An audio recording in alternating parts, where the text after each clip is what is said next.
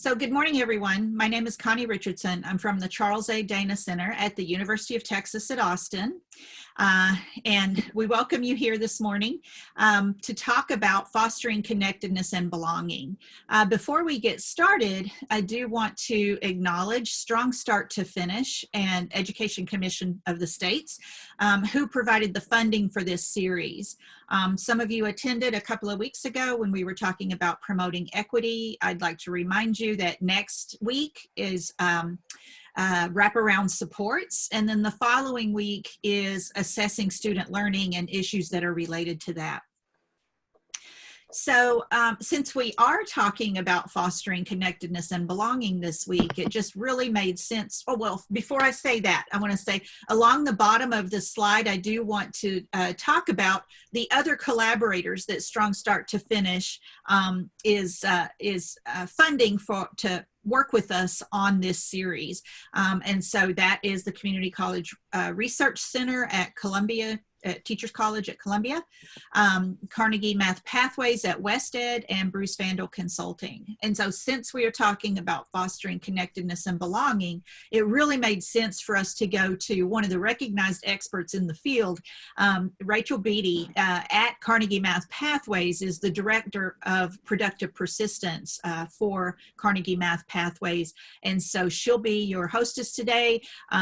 And I will be monitoring the chat, and Rachel will be doing some presentation and then offer up some times to open up either the chat or open up your mics and ask questions or comment on things that she has to say.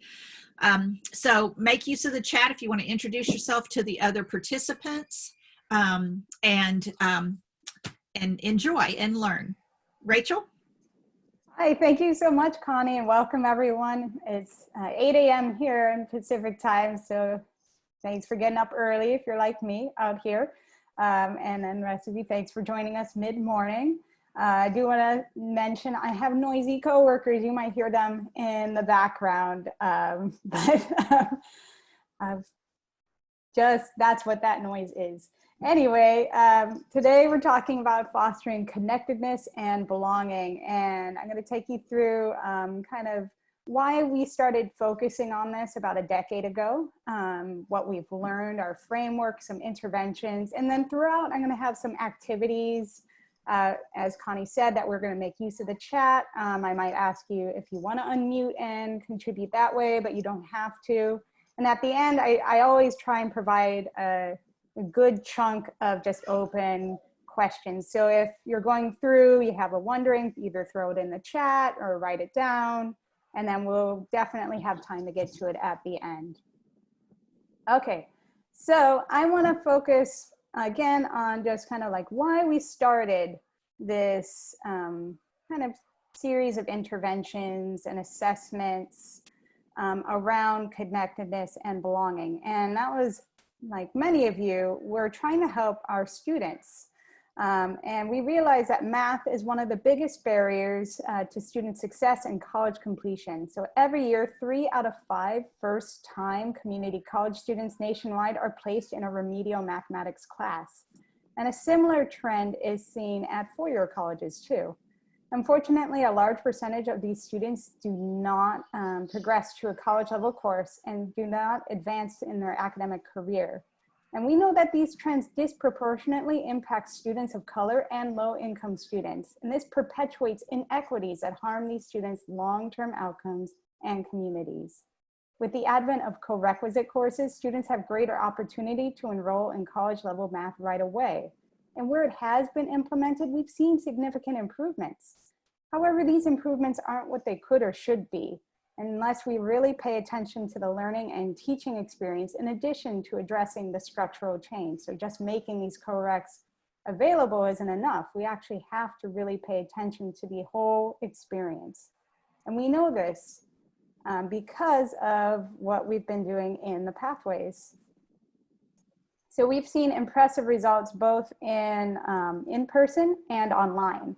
So year after year, students in the Carnegie Math Pathways courses succeed at 3 to 4 times the rate of students in traditional math sequence. They also graduate, transfer, and earn 4-year degrees at significantly higher rates than their matched peers. We aim to achieve these rates across all of our offerings. Again, whether it's taught face-to-face, hybrid, or totally online. At the Carnegie Math Pathways, our mission is to empower all students to reach their college and career goals by transforming their mathematics learning experience. We believe that math should be a gateway and not a gatekeeper to college graduation.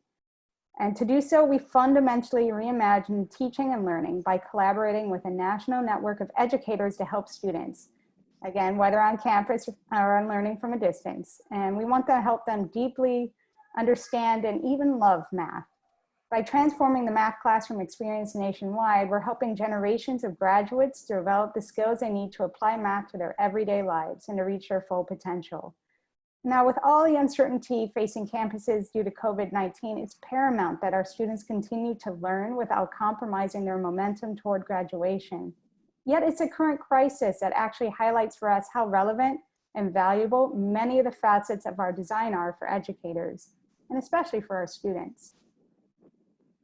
So this is the design of our courses. Now, I'm not going to focus on all of this today, but I do want to mention it. So our network of faculty throughout the past decade, as I said, have developed a suite of courses following a set of critical design principles. So the first is that we have accelerated pathways, and we're trying to help more students achieve college math credit in less time and advance towards their career goals. One thing that we've found in our research is that we are losing students in the transitions. So that was one reason why we wanted an accelerated pathway. We also have relevant curriculum and research-based pedagogy. This ensures high-quality learning opportunities for all students across our nationwide network. We have appropriate supports built into the course, and this delivers targeted and effective scaffolding for students who need additional support. And the focus of our webinar today is these embedded social emotional supports. And these are built in to help foster a growth mindset, improve students' confidence and sense of belonging. And this is to support the whole learner as they're making our way through the courses. So again, the focus here is, for today's webinar, is on those embedded social and emotional supports. And one reason we really focused on this when we started developing the pathways is because of this stereotype that a lot of people have about students in our courses, in our corequisite courses, and actually in community college in general, is that they're lazy and that they don't try. However, we surveyed our students and we saw that this was not the case.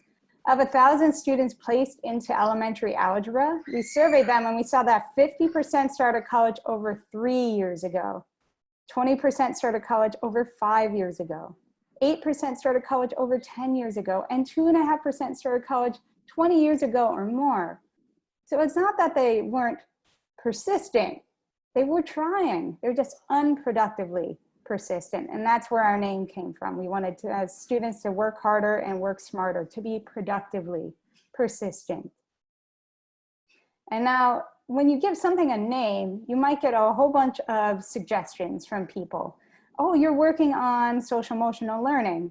You should try this. And we call that tendency solutionitis. So it's a search for that perfect widget, that's a little tweak, you know, not make any big changes. And you might have encountered this once you said, oh, you're switching to online, you should just try peer tutors, help students connect with other students, or improve their study skills. Oh, just add on intrusive advising and, you know, a dash of metacognitive monitoring of progress towards goals. And don't forget to help them navigate the college campus and course catalog, but about mandatory orientation to help students understand where they are. And don't forget proper placement and adding in those wraparound supports. And we should have supplemental instruction and student cohorts to support belonging. We should always invest in faculty development and provide academic counseling and help them be self-regulated learners and help them, you know, think about what happens afterwards with career planning. And let's just make it all faster and let's accelerate it all. Whew.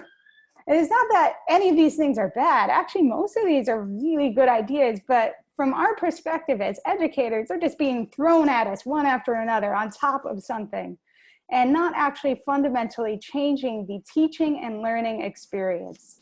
And what we did is we started from the ground up. So we worked with a nationwide network of faculty. We listened to students around the country, and we designed our framework, our interventions, and our measurements with them, with, by, and for our educators and our students that we work with. And this is what we developed. Now, yesterday I did this webinar. I saw many people furiously writing and typing, and you don't need to because the slides are available. And Connie's been sharing the link very helpfully. So you'll see this slide in those slides, so you don't have to write it down. But anyway, our productive persistence framework is a combination of tenacity and good strategies. And our aim is to help students put forth effort during challenges. And when they're doing so, they're using effective strategies. When we did a literature scan of this, we came up with a list of 100 different things that could impact students' productive persistence. And I'm not going to put them all up here because we did a lot of work. We had convenings, again, with researchers, with our instructors, with student voices and students there to narrow down this list to the 5 most high leverage things that we see. If we make movement on these 5 areas, we're actually able to shift students' beliefs about themselves as learners and shift their behaviors in just the first part of the course. So let me take you through that now. Here are those 5 high leverage factors that we narrowed down our framework to. So first is a growth mindset. It's that students believe that they're capable of learning, that if they put forth effort, use strategies, and ask for help, they can learn in that subject. And I'll be talking a lot about that today as a means of connecting to your students as they're learning in your courses. We also work a lot on social belonging. We want students to develop social ties to the instructor, to peers, and also to the course and the institution. We want them to connect in all these different areas. We want students to perceive that the course has value, both short-term, which we call relevance, and long-term, which we call purpose. And then we want students to develop the skills and know how to succeed. So these skills, habits, and know how to succeed in the course. And last but not least, we want our faculty members and our institutions, our colleges, to support student skills and mindsets, to create environments where students feel like they can learn and they can succeed. So that will support them. Now we have 2 sets of interventions that go with that framework. And I do want to spend a minute as you're designing your corequisite on most of you online experience. We act in 2 specific packages. The first is a welcome package, and we do that within the first couple weeks of the course. We find it's actually really important to intervene and proactively promote students' productive persistence. What we saw in our own classes, as well as the literature, is that when students enter into the course, if they feel like they can't succeed, feel like they can't belong, feel like they don't have value and don't know what to do, it starts a cycle of disengagement. So they'll come into the class or look around for cues, whether they belong, whether they can succeed. If they don't see that, they're going to withdraw their effort. They might not engage in the activities fully. They might not engage with you or their peers. They might not try on the homework. And they'll not do as well. They'll not learn as much because they're not engaging in the course. And unfortunately, this will feed into that mindset that they don't belong here, they can't succeed, and they'll keep withdrawing further and further from the course and eventually withdraw. And this welcome package aims to prevent that cycle from starting and instead start a cycle of engagement. So again, this establishes norms and expectations in the course. It shifts students' beliefs about themselves and shifts our beliefs about our students so that we can help students see that they can learn, they can belong, and that they can succeed in this space. They'll engage in the activities of the course, they'll learn more, and that'll actually feed into that new mindset they have about themselves. But we find that this recursive cycle of engagement doesn't just exist on its own. We do need some ongoing supports, and we call this staying strong. We actually call our welcome package starting strong, and then we have staying strong. I find they're too closely named. So I do welcome package and staying strong. So staying strong reinforces those norms and expectations that you all collaboratively built. It sustains those new beliefs about themselves and then provides additional motivational and cognitive supports, especially as they're engaging in the challenging material as the course progresses, as they're going through testing, as they, finish the course strong. So again, these are our two sets of interventions, and I'll talk a little bit about activities and routines that fall into these two buckets.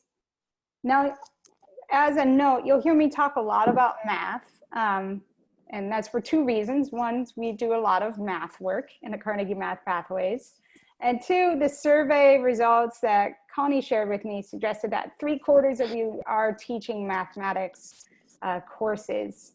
But that doesn't mean that it's only for math. My background is actually in reading and language development as well. So I see that this is very applicable across disciplines here. Okay, so let's dive in. What I want to focus on here first is this belief that students are capable of learning. And are students starting off in a growth or fixed mindset? And that's something we really wanted to know, is whether students were entering our courses in a growth mindset or a fixed mindset about their ability to learn in our classes. And I, along with our team, developed a survey where we asked students very short questions like this. So being a math person or not is about something about you that you really can't change. Some people are good at math and other people aren't. And we asked students to agree or disagree with this on a 6-point scale. And if you agree with this, you are saying that you don't believe you can learn. And what we saw is that over 2/3 of our students enter in with this belief that they can't learn math, nothing they can do about it, and that there's this alien race of math people out there, and they'll never be one of them. And so I see a lot of you, it's like, yes, let's focus on this. And that's what our faculty said, like, let's start here. And that's what we did. We started focusing on this belief about whether they can learn or not. And that led us to Carol Dweck's work. And David Yeager actually led up our initial work on productive persistence before going to UT Austin, and has since done a lot of work on growth mindset and fixed mindset. But we brought in her work and his work to help strengthen our program. And just so we're all on the same page about definitions, a fixed mindset is this belief that intelligence is fixed. It's unchangeable, unmovable. If you are in a fixed mindset, you have this belief that if you are trying hard, that's evidence that you're not smart. And there's no point in trying if you're not a natural. You don't have that innate ability. What this fixed mindset is all coming back to is this kind of stereotypical belief about smartness, that is effortless, natural, easy, and that you get everything very quickly. That's how you know you're smart at something. And so that stereotype about smartness feeds into this belief that intelligence is fixed and unchangeable. For students in a fixed mindset, even if they do well on an assignment or a test, they might still believe that they're dumb, because they'll start attributing that success, that achievement, to something external. The teacher just likes me, oh, it's just an easy exam. A student in my statistics class once got a B, and she said, oh, I just got lucky. I told her that was statistically unlikely, but that really did not change her mind. So even when presented with evidence that they can learn and grow, some students will actually persist in a fixed mindset. And we actually see that, this is an aside, but gifted students can often have a fixed mindset too. And then when faced with a challenge, they might actually withdraw their effort as well. So it's not just students in these entry-level classes, but also students in advanced classes as well. You might see this kind of belief. And then on the other hand, when you're in a growth mindset, and I do want to pause here because I keep saying when you're in a growth mindset or in a fixed mindset, it's not a personality trait. It's not unmovable. This is malleable. So when you're in a growth mindset, you have a belief that your intelligence is malleable, that it can be changed. And the way that you change it is a combination of effort, help from others, and the use of improved strategy. So it's not just about the amount of effort. It's not just quantity of time you spend doing something. It's also about the quality of time. It's about your use of strategy, your help seeking when you need it. And it's through this combination of, again, effort, help, and strategy that helps you learn and grow your brain. So how do we shift students from being in a fixed mindset to being in a growth mindset?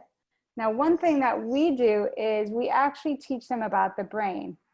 Well, not this brain, this is actually my brain. If you see the resemblance, turn to the side. It's an older picture, back when I used to do cognitive neuroscience more regularly. But we show them pictures of the brain, but we also provide them information about the brain, such that your neurons and synapses in your brain change as a result of your experiences. So as you learn new things, the connections between neurons, so synapses become stronger and become faster. And we adapted an article originally developed for middle schoolers. So we actually increased the language level and provided more examples so that students could learn a little bit more about how their brain is actually working. And we have paragraphs like this. Most people don't know that when they learn and practice new things, parts of their brain change to get larger, a lot like muscles do. This is true even for adults. So it's not true that some people are stuck being not smart or not math people. You can improve your abilities a lot as long as you practice and use good strategies.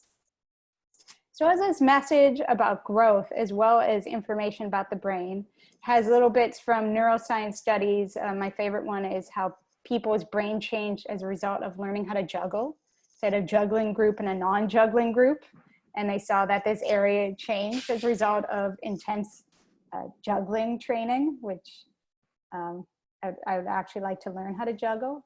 Anyway, it has these little examples, and it's about 2 to 3 pages, our version. You can find some example on PERTS, P-E-R-T-S, .net, I believe it's .net, as well as Mindset Works. You can definitely find many TED Talks that kind of have the same thing. Again, information about the brain with this message of growth, as well as examples from studies. And then we have students engage with this material. So it's not just enough for them to be passively shown this, for us to just talk about it. We want them to engage with it and relate with it to their own experience. And we do this in 4 different ways. I'm gonna pause here and go through those 4 ways. So the first is briefly just summarize kind of what they learned. And this doesn't have to be long, just 2 or 3 sentences. What's kind of the main things they took away from either the video or the article. Second, we have them relate it to an experience where they learned outside of this discipline. So it could actually be in another class, but most of the time they talk about learning how to drive, learning a language, learning to cook, sometimes teaching other people things, learning how to swim, teaching a brother or sister how to do something, how to make pancakes, so many different examples over the years. And so this gives them, reminds them that they have learned and grown in different ways. And then the third is they write a letter to a future student. So I want to provide an example here. So there's something different in our learning progress. You and me both should work together in order to succeed and give it our all, and do it because it's our last semester, which means we're at the finish line. It's no time to give up now. If we have to put in the extra hours of studying, let's do it. If we do not understand the material, let's ask for help or even go to tutoring. Let's finish this last math course with a bang because there are more things to learn up ahead. So students, even though they're getting this in the first week of class, they're talking about future students, and now they are conveying this belief, and it helps them actually internalize this more strongly by writing this brief letter. And the last thing we do, and I really want to emphasize this point because I don't see this advocated in all the other instances of a growth mindset introductory article activity, but we do it in ours and we find it to be very successful. The last thing is to have them immediately engage in a rich, challenging task within that discipline. And they do this by themselves. They can ask for help, of course, but it's not a group activity. So we have them engage in a challenging, rich mathematics task. So one that isn't just a yes or no, isn't just a multiple choice, but has them think through it, write down some thoughts. And what this does is it gives them evidence that they can learn and succeed in that setting. That it's okay to ask for help and to try these different strategies and think through things and productively struggle. In English, I've heard examples of interpreting poems, parsing grammar, things like that, that are not kind of so clear cut. but have a little bit of fuzziness to them. And so it provides some opportunity to apply different strategies. Now, when we piloted this, we did this with Santa Monica City College in partnership with PERTS, as well as all these wonderful researchers over here on the right.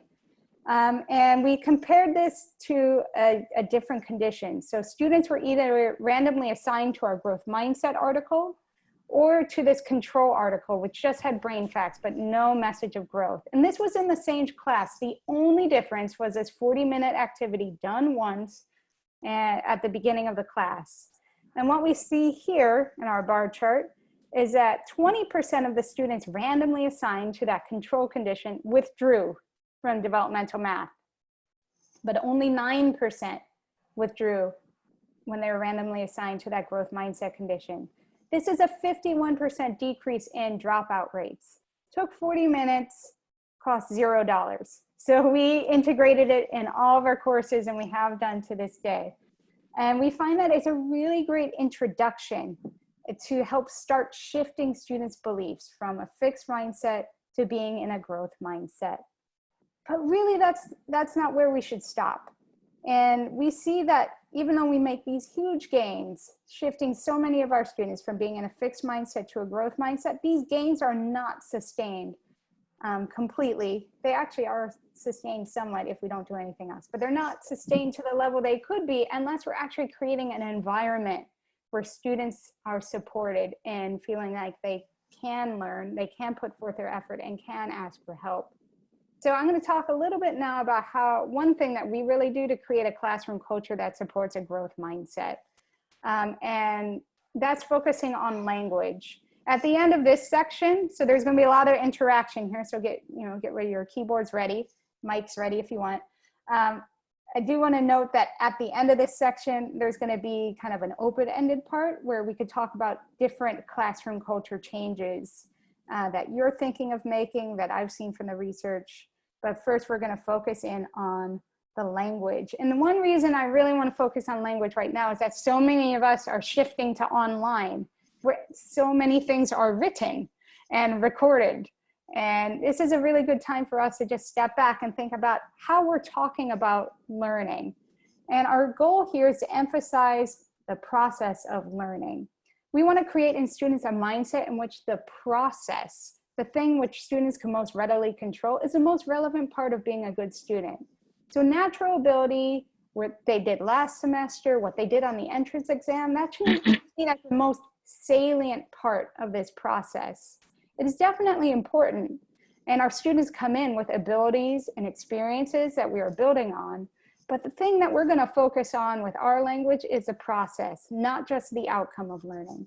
And so again, this process is made up of sustained effort, good strategies, and help seeking.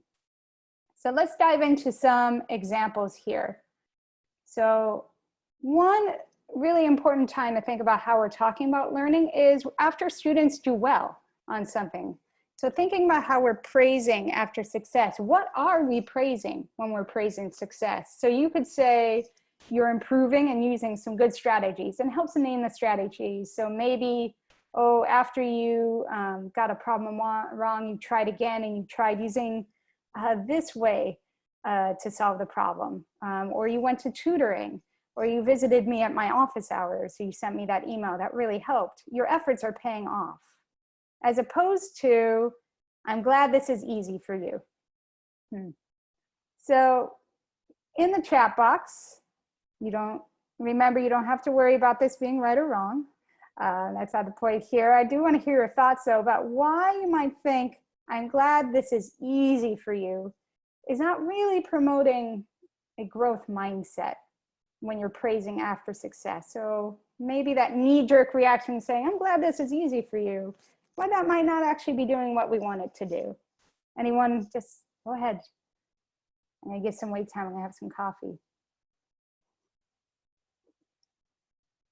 Oh yeah, not specific. So thanks, Patty. So it's really generic. I don't know what I should keep doing. Yes, oh, so Susan points out that once they find something that's hard, maybe that's bad. So I'm mad that this is hard for you. If I reverse that, that doesn't sound right. Usually I find that that's a trick to thinking about my language. If I reverse it, do I want that to be true? Focuses on ability being inherent. You get it or you don't. So it's the outcome. Oh, so many great things. So it might not have been easy. Do we know that it was easy for them? I don't know. That's assuming a lot. Focusing on the outcome. So thanks, Sharon, said that this was easy for you at the end. It's not focusing on their journey. Dismissive of the effort. So thanks, Denise. Mary focuses on something about why are we focusing so much on easiness and comfort level? So Nicole Gray from Foothill, when we were doing a workshop, she's like, my goal isn't to make learning very easy or comfortable for you. My goal is to help you learn, to help you grow. And then, yeah, Ginger points out that this doesn't acknowledge anything that they did. It doesn't acknowledge any of the effort put in, any strategies, those long hours that, you know, strength they took in asking for help from us, their peers, the tutoring center. If something is easy, maybe they could have learned more, so thank you there. And oh yes, oh thank you, Scott. So one thing one of our faculty members points out is that it kind of centers it around the instructor being glad. Like you're seeking, you need that validation for learning. So giving the idea that the instructor will be expecting everything to be easy for you, that I want things to be easy. I need to be glad throughout your whole learning process. You need to please me with your learning. That's not what we want to say. We want students to be, you know, motivated to grow and to learn. Oh, does anyone want to jump in on the mic? Okay.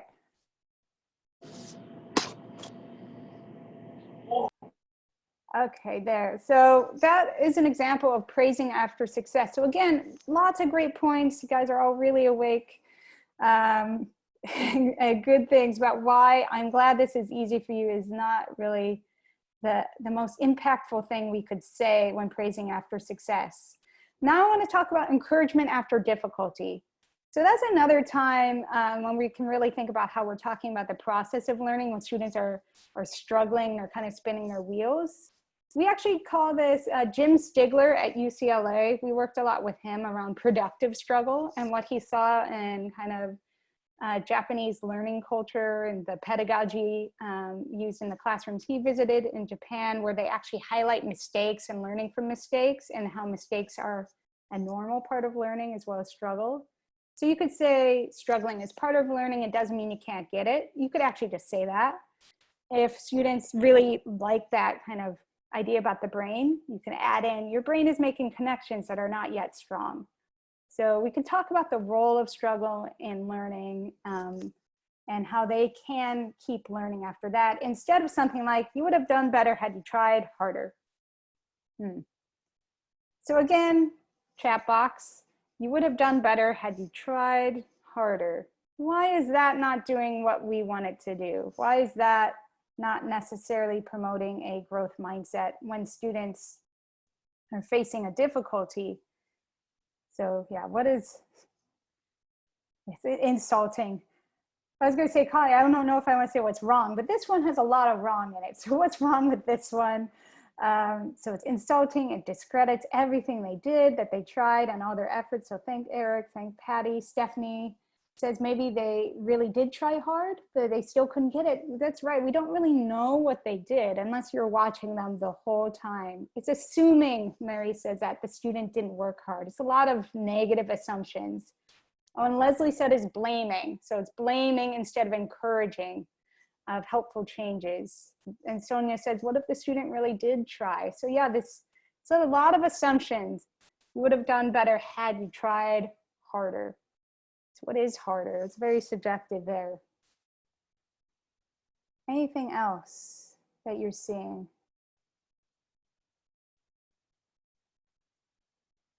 Yeah, so so Bill says maybe they need to learn differently, not try harder. So we often say work smarter, not necessarily harder. Sometimes you need to work smarter and harder. Sometimes you just need to spend more time on a given strategy, but yeah, again, we don't really know. Yeah, so they might just keep trying this ineffective study strategy AJ is pointing out. So if we tell them keep trying harder, on something that didn't work, that might actually further exacerbate the problem, make them disengage from learning more. Yeah, so Sharon is talking about something similar, building on the hurdles that students are experiencing. Eric says, it's like thinking students didn't study enough when they don't do well on a test. So yeah, we don't really know. You would have done better had you tried harder. So that is just all kinds of not good. So it's insulting, it's dismissive, it's assuming so much about our students, and it's not providing anything specific. So when students are facing a challenge, as they will do, especially in this time of COVID-19, where they're online dealing with all these stressors, this is not what they really need to hear. So we need to normalize the role of struggling. We need to be supportive, provide assurance as they're going through this. So great. Let's focus on another big block. And I'm going to actually talk a lot about critical feedback. So if in math, reading, English, this is applicable across so many domains. Something we really find effective is this. So we have high standards in this class. I wouldn't hold you to it if I didn't think you could do it. Let's set aside some time to review your writing together or review your problem set together. So again, reading or math, discipline agnostic here. So what this kind of statement is doing is providing high standards and high assurance. So you're not dropping your standards for your student. You're communicating to your students that you think they can do this. And you're also communicating that I'm going to help you do this, as opposed to something like this. Now, you could say, I really like your ideas. Most of your writing didn't really make sense, but I could see you were passionate. The polite name for that is a compliment sandwich. And some of us may have been taught that you need to say something nice, then say the critical feedback, and then say something nice again to help our students feel okay with receiving critical feedback. But I can see some of you typing, and I want to hear your reactions to why this second part here. I really like your ideas. Most of your writing didn't really make sense. I could see you were passionate. Doesn't actually help our students be more in a growth mindset about themselves in this class. So what are your reactions to this? I really like your ideas. Most of your writing didn't really make sense, but I could see you were passionate. Patty's just pointing out that that's kind of nonsensical. How can you like their ideas if you didn't understand it? So yeah, it's kind of a nothing. Yeah, all the students, so Kim says they don't even listen to that first part, and that last part are just like, most of my writing didn't really make sense. And it's not specific. Eric and Mary both point out, it's not specific. What can I do with that? I'm like, that didn't make sense. The compliments are not sincere, Bill points out. It's not genuine. Our students will pick up on this. They know when something's genuine and when something's not genuine. So anything else that we're seeing here? Yeah, so Stephanie really wants them, the feedback to be more, how can I communicate my ideas more effectively so that it can make sense? Communicate that passion more effectively there. Yeah, no help to change anything here. So Denise is saying.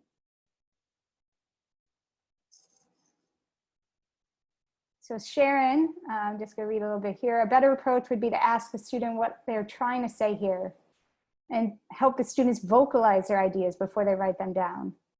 Yeah, oh, Scott, great. You might have read through my slide deck. We're going to talk a lot about trust, but it may decrease trust in the instructor there. So this is not really fostering trust here, not really forming a connection with you as an instructor. This seems kind of like a throwaway comment that you already had pre-populated. You're like, just toss it in. You're like, you're not actually reading or writing. You're not actually learning together here.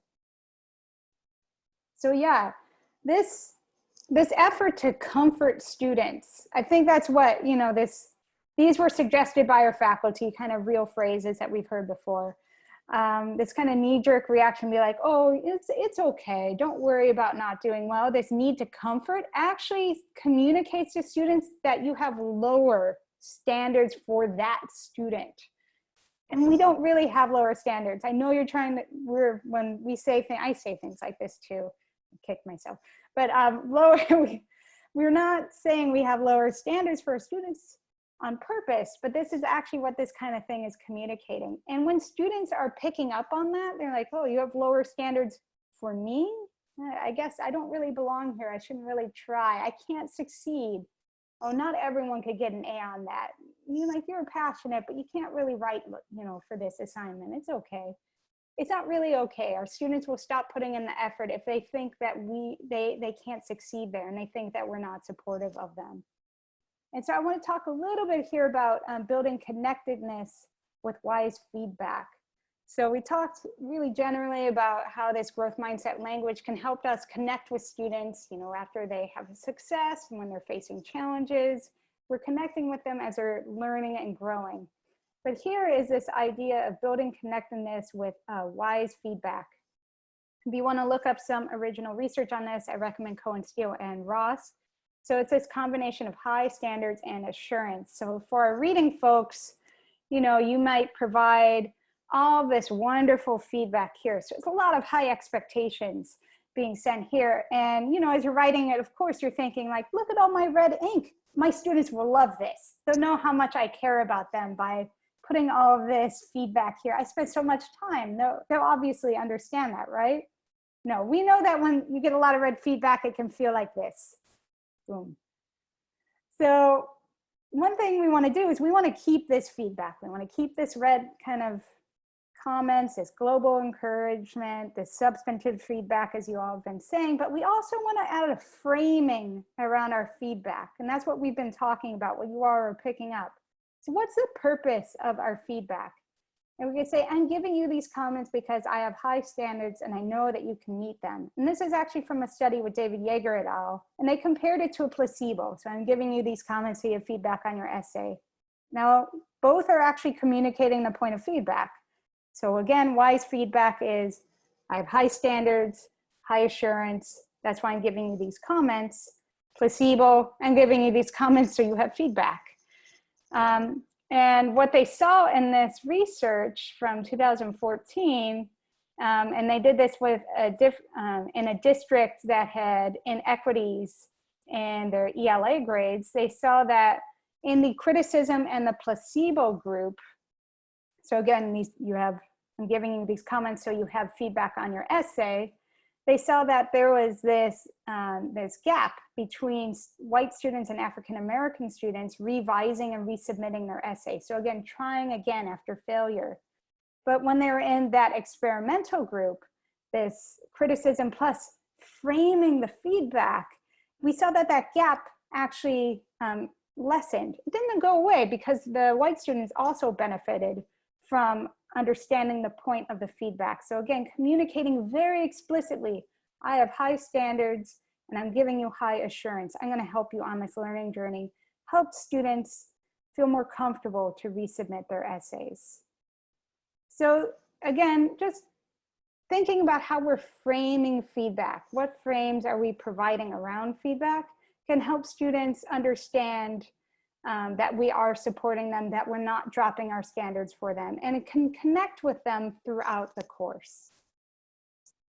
Okay, so the next part, I did this little kind of gleeful clap here because the next part I call the lightning round. It's my favorite part. And it's mostly because I've been talking a lot and you've been providing some really good comments in the chat, but now it's more on you. And I'm going to provide some real scenarios for you to put into practice what we've just been learning about everyday language that promotes a growth mindset.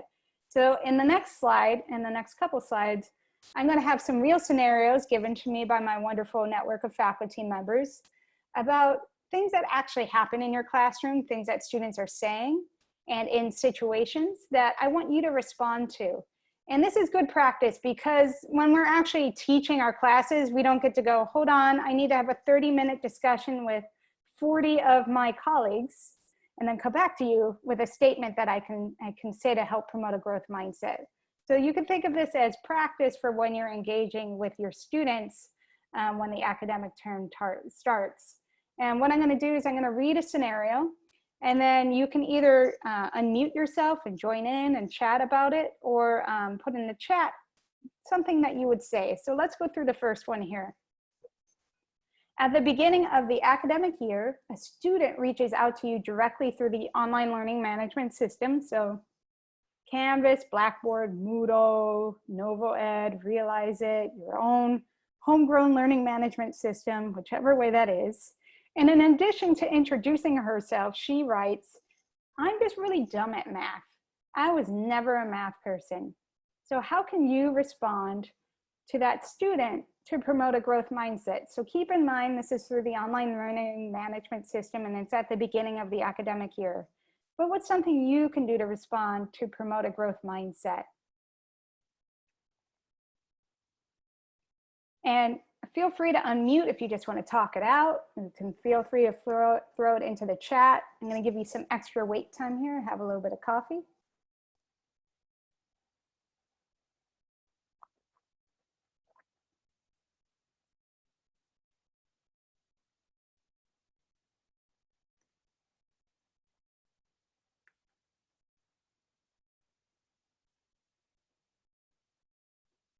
Great, so we're getting some suggestions in. I'll take one more second to let everyone. So Jenny jumped in and just asked them if they've ever heard of a growth mindset. So it is a really popular topic now, so that could get the conversation going. I really like questions, and Patty has another question. So what makes you think you're dumb at math? So we're not assuming anything, we're starting to engage with that student. And AJ says, what experience have you had in mathematics that make you feel that way? And then who is this math person? So really wanting to understand who they have in their head when they think of a math person. Bill is very familiar with this concern. He says, I often hear this concern. I tell students that in my experience, everyone can get better at math through practice. So he offers a way forward. Stephanie was relating it to experiences outside of math. So everyone has things they struggle with. And that just means we need to work at it and find strategies to help us have success. Eric comments that we all have our strengths, weaknesses, and favorite things, but I believe anyone can learn math with the right help and effort. Oh, and you've used that before. Great, great. And Catherine says, we will work together to help you be successful. Again, that support, that high assurance through their learning journey. That's great. Ginger loves a challenge, exclamation marks. I like that, enthusiastic there. I know at least 2 math teachers working right now that said the same thing to me. I'm about to become your very good friend. So yeah, relating it to your own experience, to your friends, the little engine that could. I have a 2-year-old and a 4-year-old over there. And I actually have 2 copies of the little engine that could somehow. So very familiar with that. And they might be familiar with that as well. So I have students open up with how they feel about math and life in general. And you could do that online. That's great, using the discussion board. I love all those practical ways, Sharon, that you're engaging students there. So Mary says we shouldn't dismiss the comment by saying that it's not true. We should listen where the struggles are coming from and make specific suggestions. So yeah, asking more questions, listening and learning from our students. And Kim says, let's work together and find a way to make your math journey more successful. So again, lots of listening to the students, not wanting to assume much about them, wanting to ask a lot of questions like, where is this coming from? Where are we going from here? And Stephen is relating to his own experience. I share my own experiences of learning skills that were difficult for me to master. So it could be within math or outside of math. One thing I'm not, okay, one more. Gino says, only because you had a bad experience in math, it doesn't mean you cannot learn math. So great, yeah, that one experience does not define your whole math journey or even where you can go from where you've been. Susan says, what things have worked for you in learning other things? So again, bringing that other disciplines in, other life experiences in.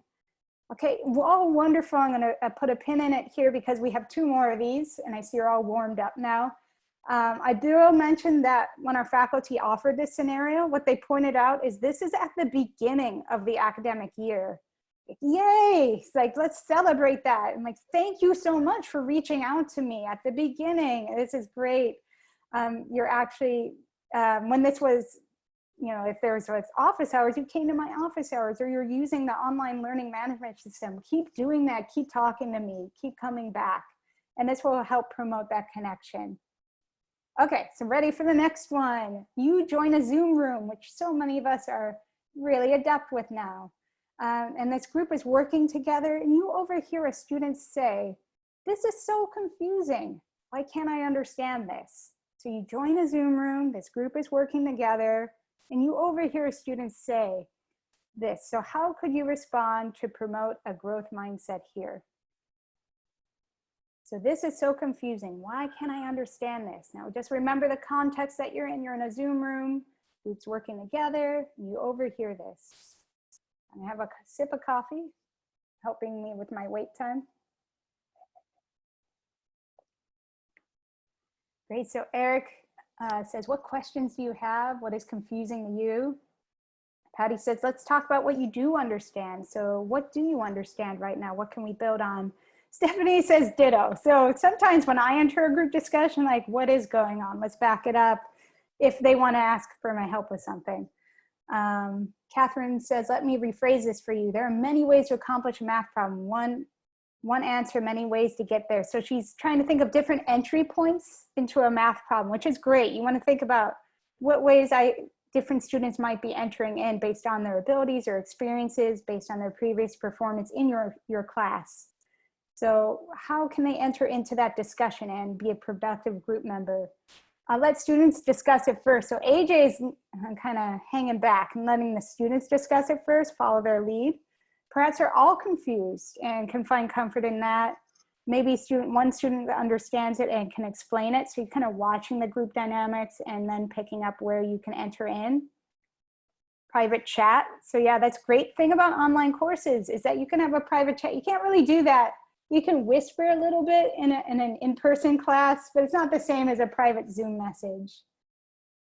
Tammy says, can someone walk the students through this process that help them understand? So peer learning and teaching. We actually see really great success with student tutors for that reason. Sometimes peer learning is really effective there. Yeah, so sometimes AJ's saying he doesn't want to be the sage on the stage if possible. Scott will maybe solicit to the group, so just ask this open question. Can anyone else explain how they think about this idea? Ask if another student can help, Susan says. Yeah, Mary focuses on what the student knows first. So what don't you understand? What do you understand? And then let's find what you don't understand. And then going step by step. So again, learning is a process and you get it gradually step by step. And so we're going to talk about this step by step. And then Leslie says, at some point, find ways to talk about how confusion is a normal part of learning. Confusion usually sticks around for a while as we work toward understanding. So normalizing that role of struggle in learning, just making it really explicit that that is actually part of learning. And so sometimes, yeah, Gito, it's a good thing to be confused because it's something you don't know how to do. We're not wasting your time. We don't know how to do this. Let's work through this together. Great, so lots of really good suggestions. I really like this. We didn't get this yesterday as much, but kind of like you guys are really good at using Zoom. So the private chat, kind of like lingering a little bit, how we're using our technology to actually help in this situation. Okay, let's try one more here. So you're set to introduce a topic that you know from experience as particularly challenging for students. Now, how can you do so in a way that promotes a growth mindset? So many of you have taught the same classes for years. I know when I was teaching research methods and statistics as combined class, that I would make students, I would allow students the opportunity to calculate correlation coefficient by hand. And I thought that was a really good way to learn it. But it was often kind of challenging, at least from my perspective, as they were doing this. And so I would think about, how am I introducing this? How am I, you know, launching this in a way where students, they can feel successful. So when you're set to introduce a topic, and again, you can bring in your discipline specific knowledge here. You don't have to make it so general if you don't want to. But what's a topic that you know that's been challenging, and how would you want to introduce that to students? I'm going to give you some extra wait time here. Have some coffee again.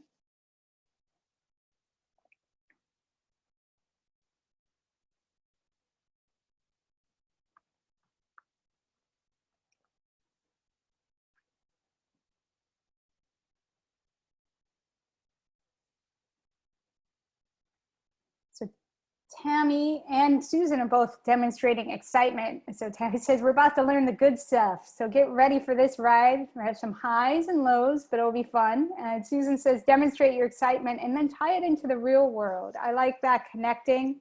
You could either do something they're interested in, so relevance, or something maybe their long-term career goals too. Catherine is inviting them to stick with me on this topic. I promise to work with you until you get it. And then Kim, actually, we're starting with the background portion with which they can be successful and then build it from that point. So we're getting them engaged in that process. So starting with the background and then moving forward from there. You may actually find that a topic you covered earlier is preparing them for this challenging topic. Stephanie has guiding questions and give them a heads up that it's going to be, might be confusing at first. So Eric says, I'll give them some motivation and reason why they want to learn it, show them how it can be useful to them. The real world helps, of course. So get them involved in a scenario or activity that motivates the need for it, and that gives them a reason to stay hooked in and persist through the learning. Janice says, be patient with yourself. So kindness towards yourself, especially in this time. It may take some time, but we can understand it if we work together. Some really great examples here. I do want to pause in case we have some other folks typing.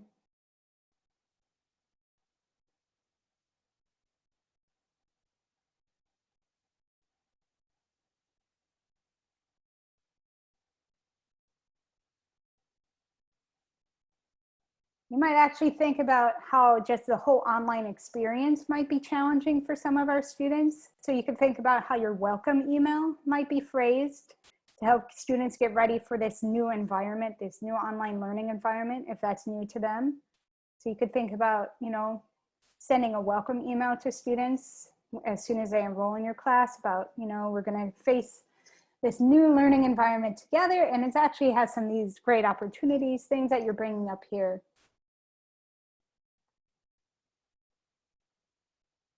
So for trig, this is going to be fun. Think of using the identities as a puzzle. Sometimes we will be able to find our steps right away, and sometimes we have to try and start again. But then you can do this. Be patient with yourself and give yourself the time to play with the identities. I like that play, so it's kind of playful there, not really high stakes as they're learning.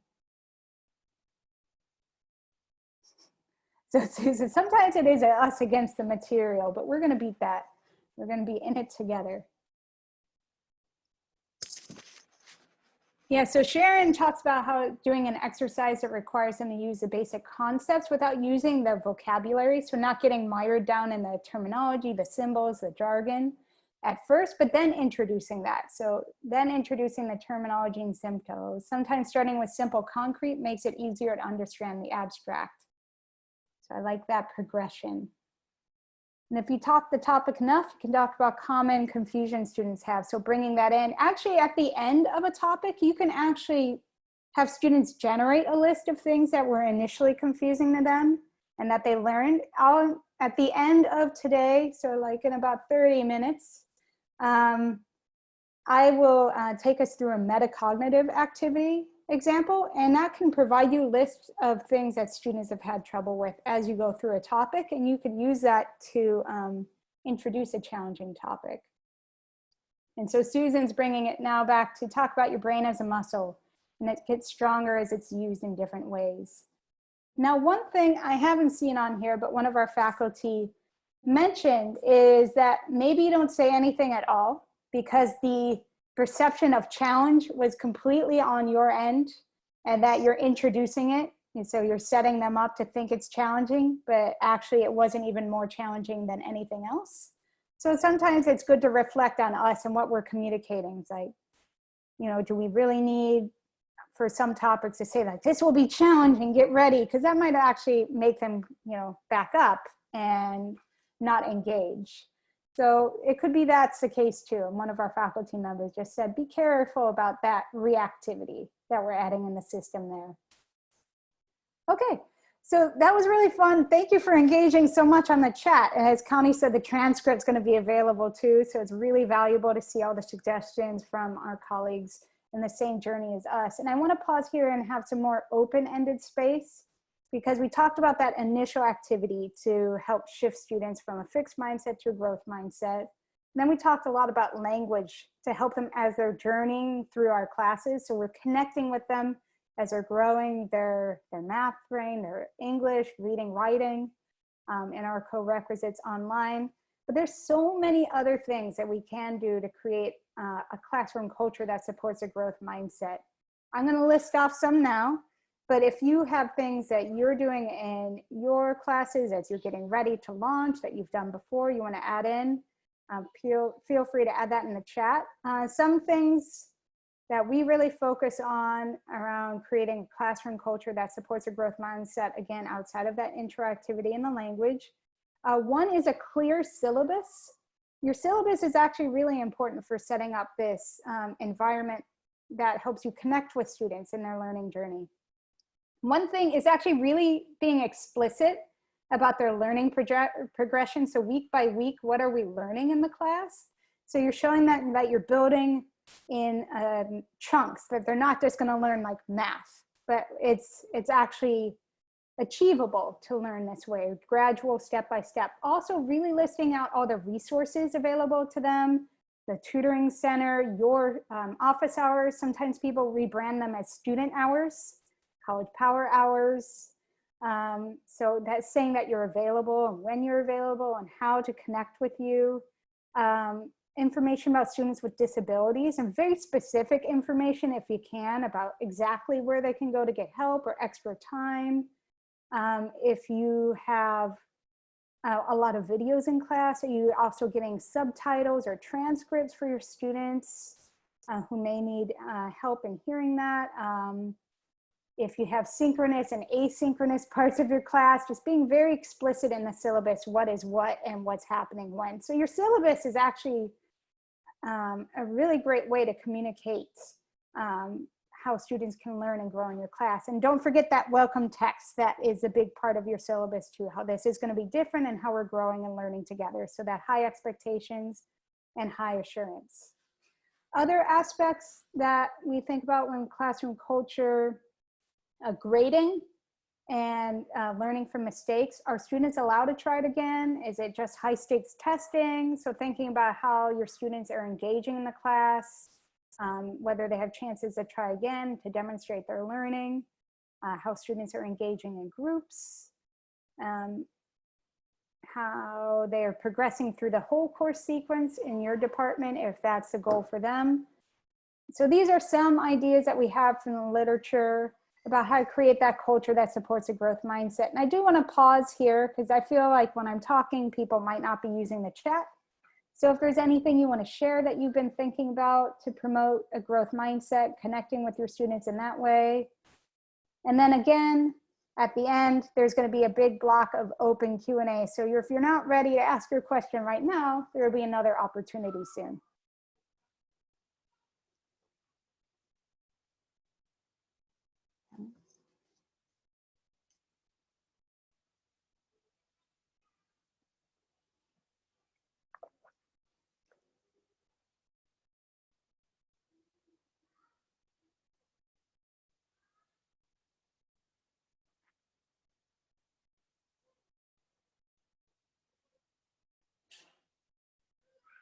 So Kim, so Suzanne, I'll get to your question in a second. Kim says, I'm going to provide an FAQ list on Canvas to reiterate the high points of the syllabus. So that's great. Some people do a syllabus activity scavenger hunt, like the 10 things you should try to find on the syllabus. And so that's really similar to that FAQ list. I really like that idea. Susan, I don't have one on handy, but I'll see if I can find one and add it to the Dropbox folder. If anyone feels like they want to share their syllabus, please feel free to do so. So AJ's thinking about assessments. How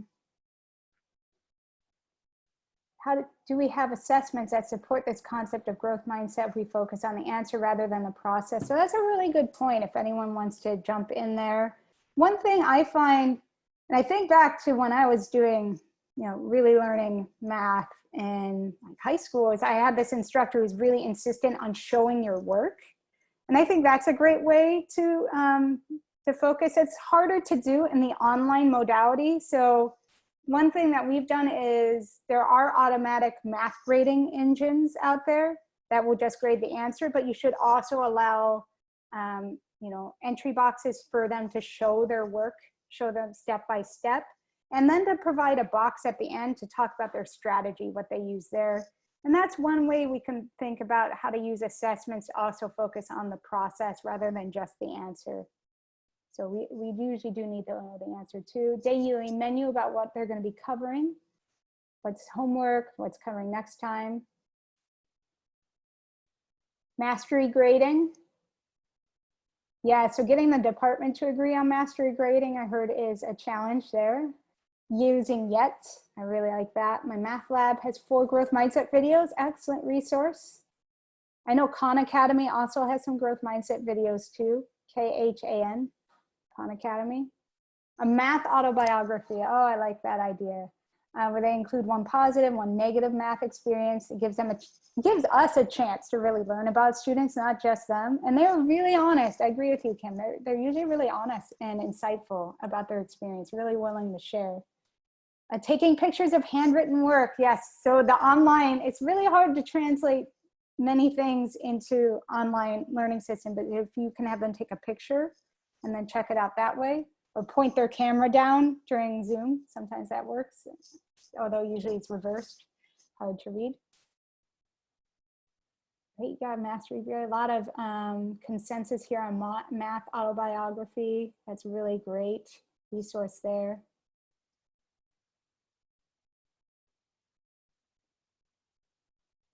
So Leslie's talking about using web assigned homework that isn't part of their grade. I really like kind of this, you need a minimum grade to unlock the quizzes so that we know they're ready for the extra challenge. They actually use this a lot in research to assess whether students have a growth mindset in a given topic by seeing whether they pursue additional optional challenges. And I really like having additional assignments and readings available if students want to continue to grow. So it's not just about mastering what you have in the course, but continue on after that as well. Great, so I'm going to continue on next to our next section, which is more explicitly focused on belonging and belonging uncertainty. But if you have questions around growth mindset or additional ideas you want to share, keep chatting, you can interrupt me, or you can also save it for the end as well. Okay, so the other part of this title, besides fostering connectedness, is about fostering belonging. And many of our students enter in with concerns about belonging, with belonging uncertainty. And this concept here, we drew heavily upon Walton and Cohen, 2007, 2011 as well. And it's this idea that people commonly question their belonging in new social and academic settings. And for many of us, this questioning about our belonging is just short-lived and not prolonged. And it doesn't really impact us. It goes away because we look around and we find clues that, hey, I can belong there. We start forming connections. We start feeling comfortable in our new setting. We start forming that trust. However, if you are targeted by stigma and negative stereotypes in that domain, these questions can be heightened and prolonged. And so one effect that negative stereotypes may have on the target of those stereotypes is to create an uncertainty about belonging in domains where that applies. So stereotypes have this effect for a lot of reasons. So people who are negative stereotypes may risk encountering prejudice, both in overt forms and in subtle, hard to detect forms, and as a result, anticipate rejection based on their group identity. So this is research from Geraldine Downey and others. Claude Steele found that people may suspect that others could view them through the lens of a stereotype rather than seeing them as individuals, as full people. So not seeing them through the lens of humanity, but just through this really narrow lens of a stereotype. Jenny Crocker on attributional ambiguity says that these students may mistrust the motives behind other people's treatment of them, and they may perceive bias in things, such as in critical feedback.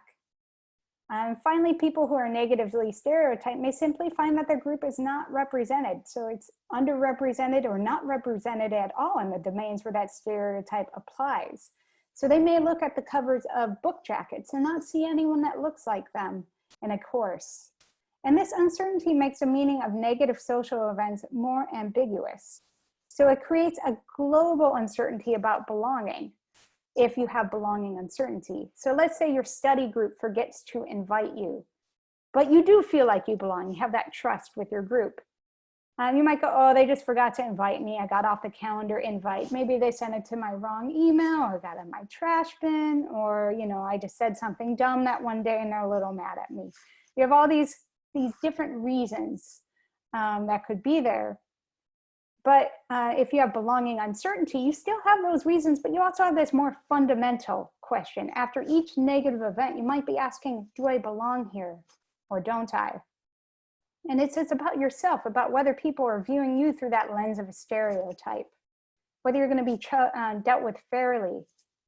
And when we interviewed students when we were designing our courses, we actually heard this echoed in their statement. So one student said, I'm embarrassed to be at community college because high school teachers said I would end up at community college because I'm lazy.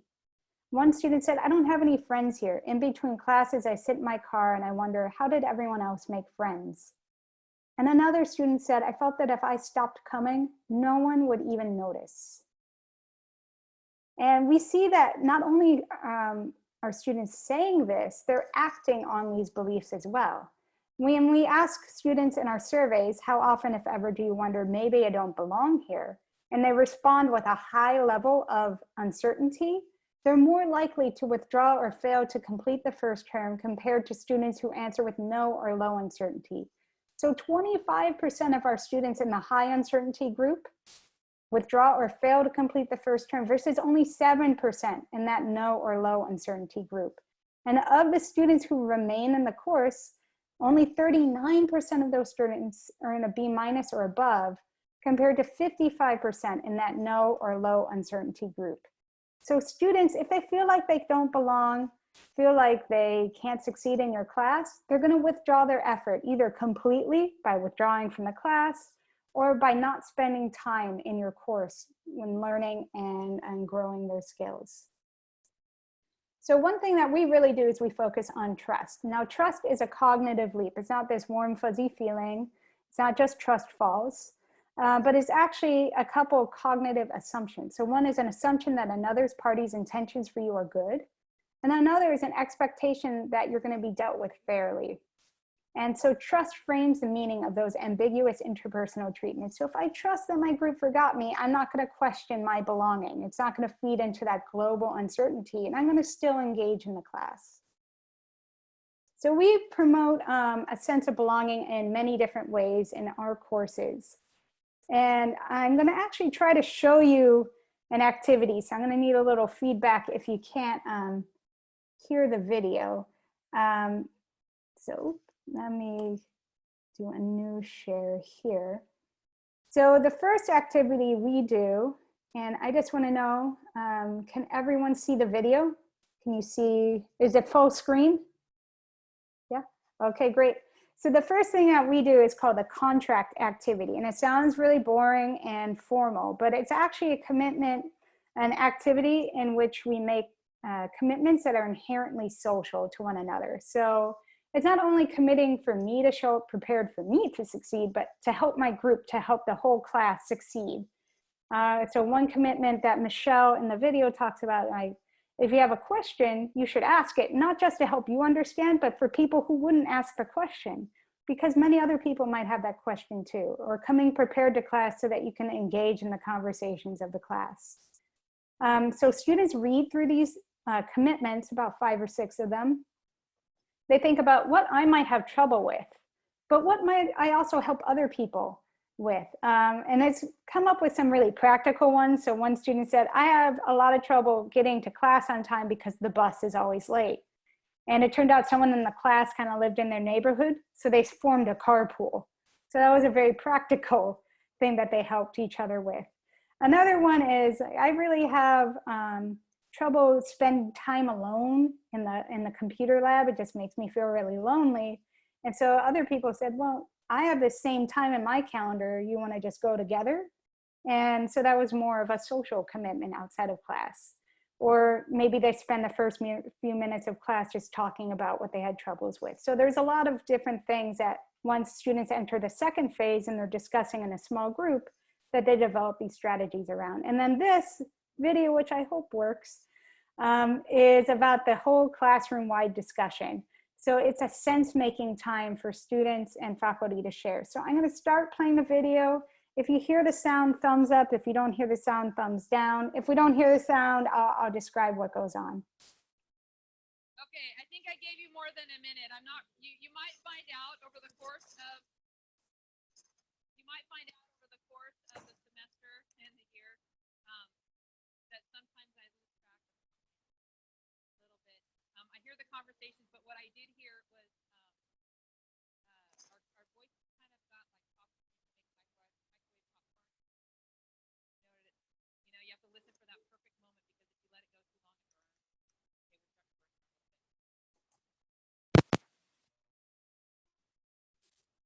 a little bit. You had signed off to yesterday. I commit to successfully completing the Statway with the members of my cohort. What does that mean? Yeah, we're here. We are here together. We're going to see you all in December, and I'm going to see you back in January. Okay, every single one of you. Okay, I want you to know that as I stand up in front of the class, the one thing that I do, you know, people always tell me we're going to lose a certain percentage. And my heart breaks just a little bit every time I hear that. But I can never look out at a class and say, I'm willing to sacrifice you and you. I want to make sure that everybody gets through. Okay, you committed, you signed on to this class. You said, I want to do a year. I want to get through this. I want to learn statistics, and I want this done. So I'm going to do everything I can to help you make that happen. Okay, but I also want you to look around at the classroom. Look at the people in this classroom. Okay. These are the people you're going to be with for an entire year. Okay, these are the people who your heart should break just a little bit if you see somebody missing, and you should want them there, right? Okay, even if they annoy you. Okay? Even if you annoy yourself, we want you there. Okay, so I want you to think about that. That these are the people, we're here every day, 4 days a week, not every day. I mean, you get 3 days off from us. We're here 4 days a week, and we should see each other every day. Okay, I will commit to helping all of my cohort members understand statistics and complete Statway. So what does that mean? Help each other. So when we're doing our group work, you're not just running off on your own going, okay, I got this. I'm just going to get my work done and I'm going to get out of here. Yeah, there's no I in team. And there's no I in Statway. Just saying. So, you know, our goal is to make sure that our group gets where they need to be, that we get through the material, we follow the time. Sometimes you might look out at somebody and go, but they're getting it faster than I am. Anyone ever seen that happen in class? Okay, and then what do you follow that up with? Anyone want to share with the phrase that you follow up with in your head? What am I doing wrong? Ooh, show me how you got that. I like that. Anything else that's come up? Because that's kind of more the direction I hear.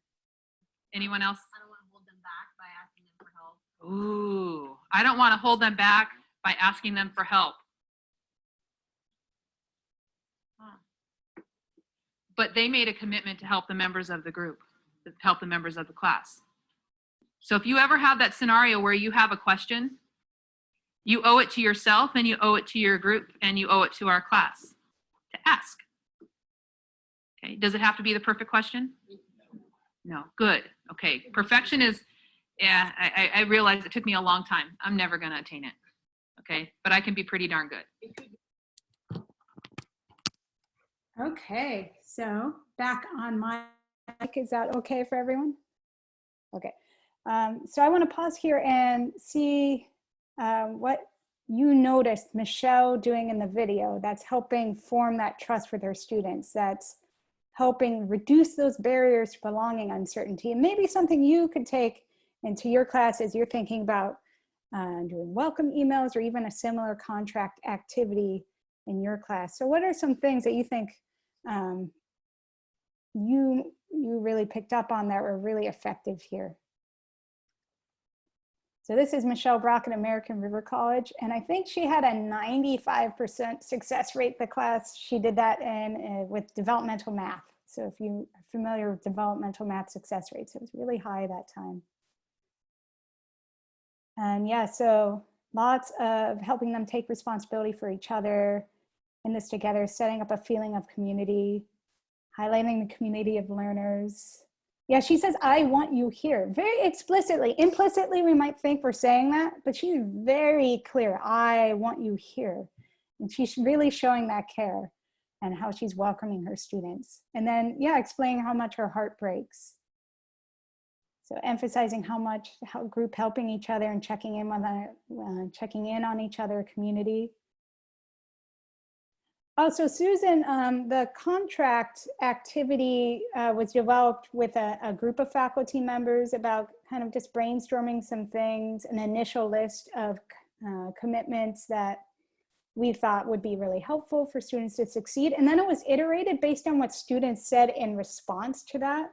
So we've actually now put in blank lines on the bottom. And so students can think of their own commitments as they go through kind of the class discussion and individual examination of that.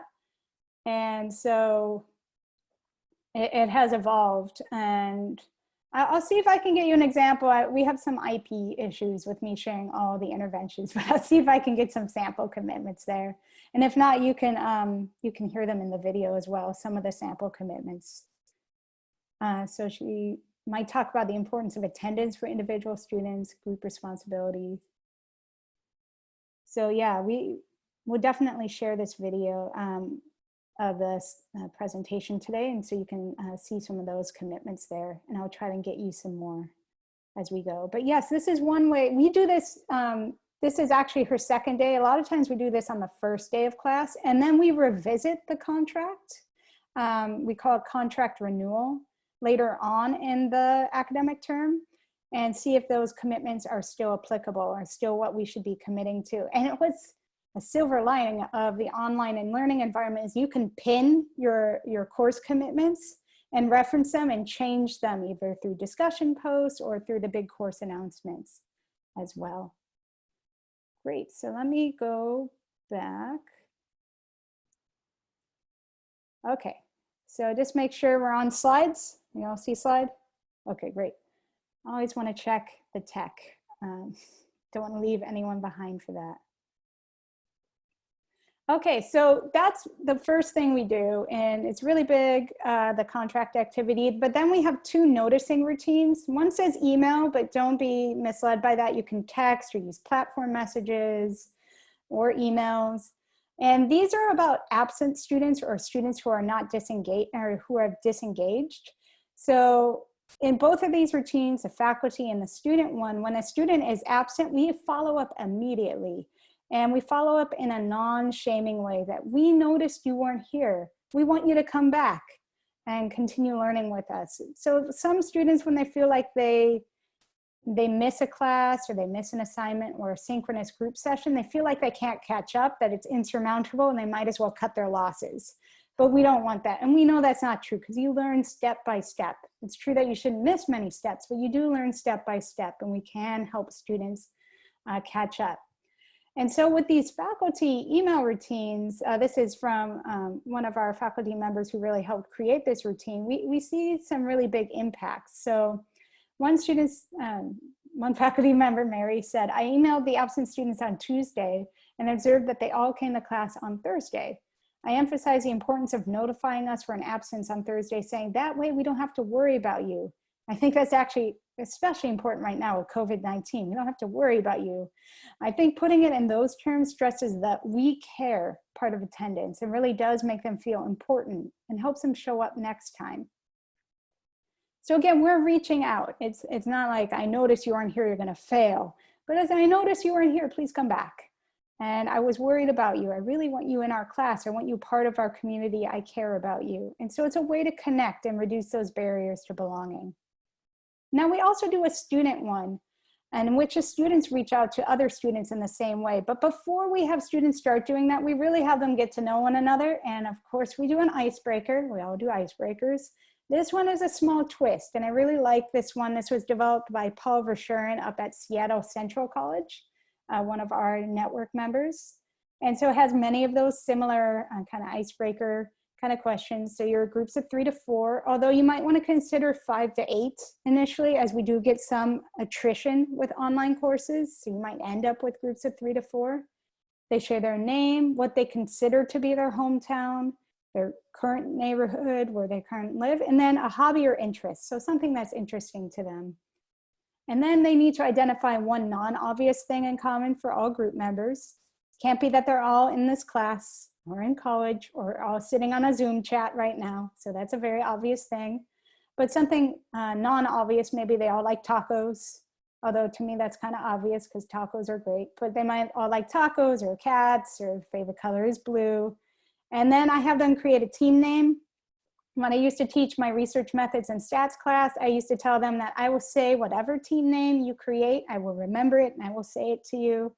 So they would try to push that a little bit in a fun way. So usually tongue twisters, sometimes gearing more inappropriate, but usually never very inappropriate. So they have a lot of fun creating a team name. And those 4 first bullet points, all very standard icebreaker things. But the last one I really, really like is think about how you want to work in groups. And we're doing this in the first day. So they're thinking about how they want to work together. They all have experiences, they all have abilities that they're bringing to your class, to this community. And we're going to have them identify and share first one thing they could ask of their group to be successful, but also one thing they can give back to their group as a contributing member. And again, I really, really like this activity as a way to set it up, because your students are just getting to knowing one another as people and as learners. So it's all these different aspects. They're going to get to know one another and work together. And then another thing that we've been working on just in terms of improving students' sense of belonging is looking at, so let me just actually, I really just wanted the link there, is looking at kind of contributions to classroom discussions based on different groups of students.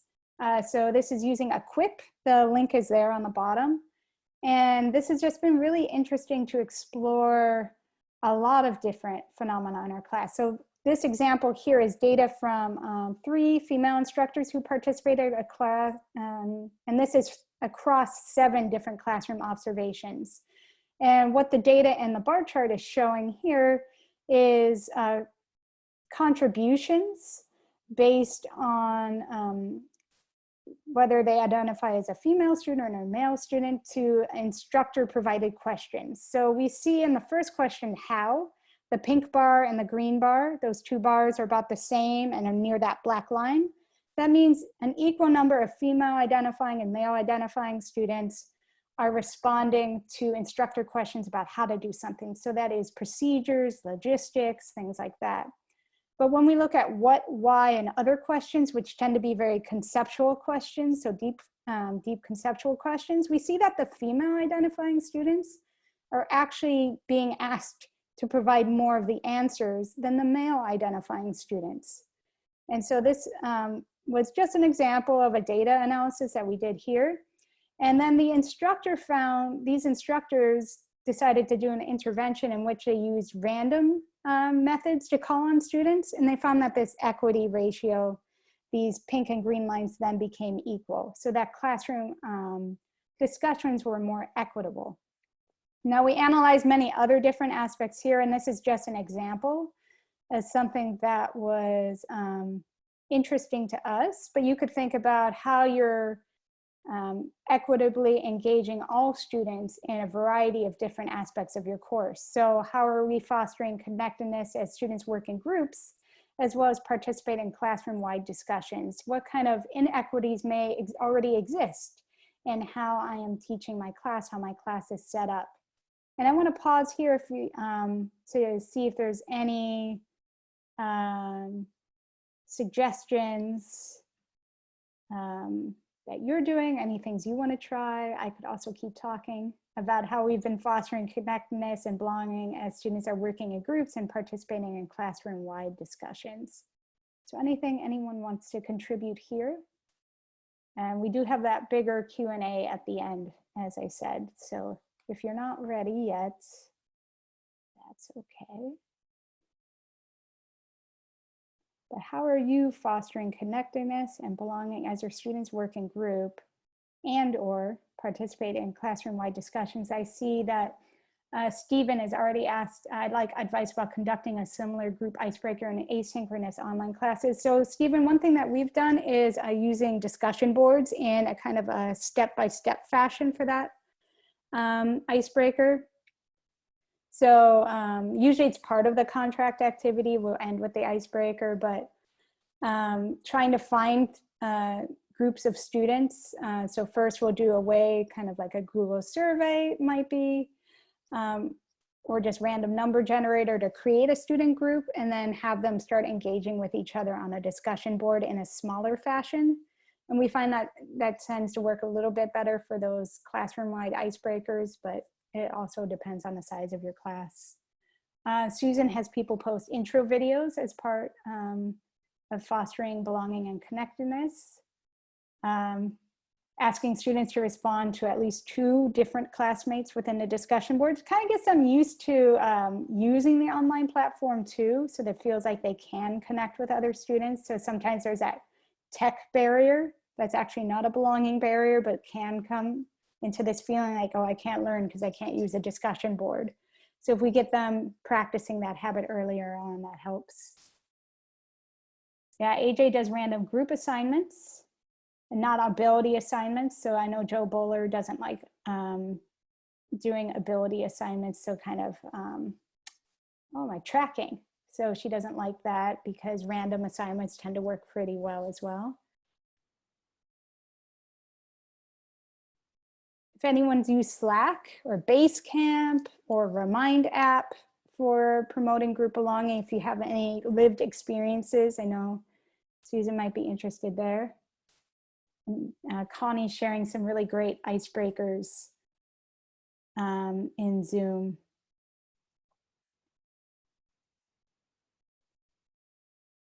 Oh, so Eric brings up the point of distinction of rotating groups, randomly rotating groups every day versus groups that were assigned randomly. And I think that's important to consider there. So yeah, some groups, if you randomly rotate them all the time, they might not form those long-lasting connections.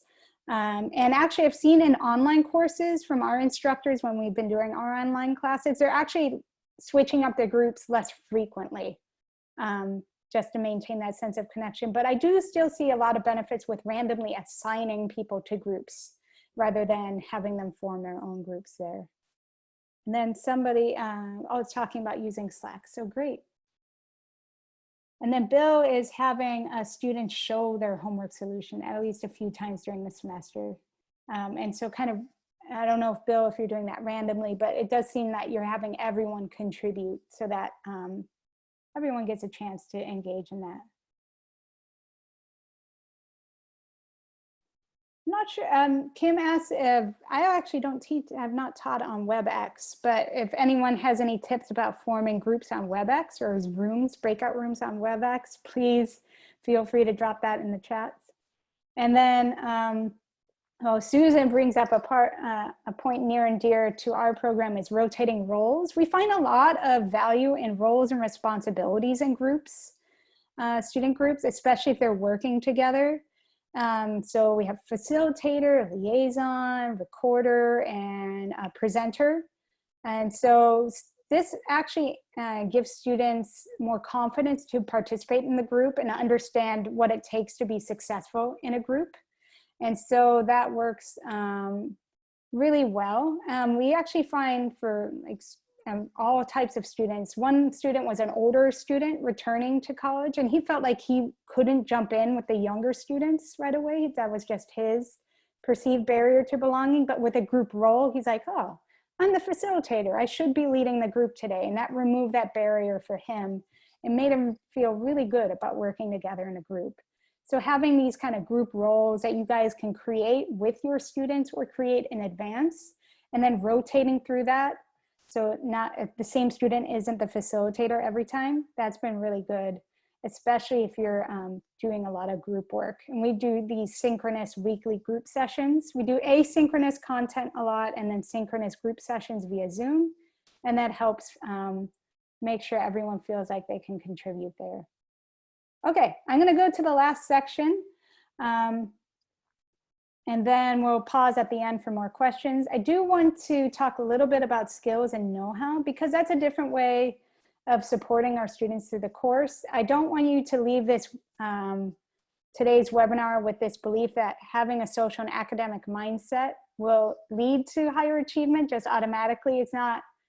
That positive thoughts are what's important for learning. So it's not the secret where you think good things and it wills them into being, that sort of thing.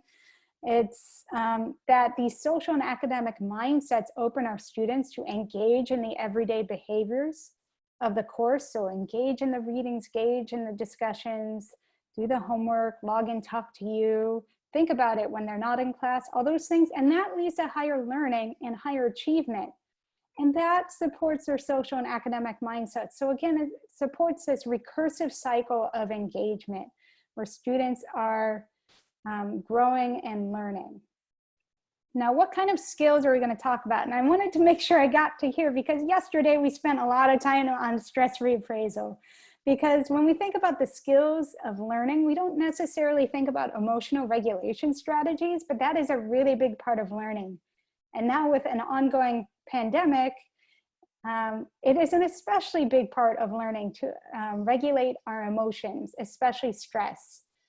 And so there's a lot of different, we already put some articles into the Dropbox folder, but if you Google stress reappraisal, comes up with a couple really nice TED Talks as well, and introduces this idea that stress itself isn't a bad thing.